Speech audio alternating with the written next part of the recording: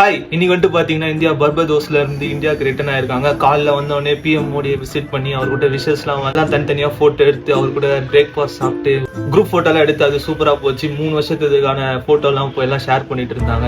காலையில இருந்து ஒரே ஹோல்சமா இருந்துச்சு.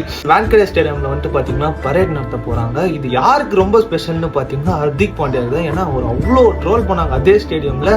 ஸோ அந்த இதுல வந்துட்டு நம்பர் 1 T20 ஆல்ரவுண்டரா வர நம்மளாலே.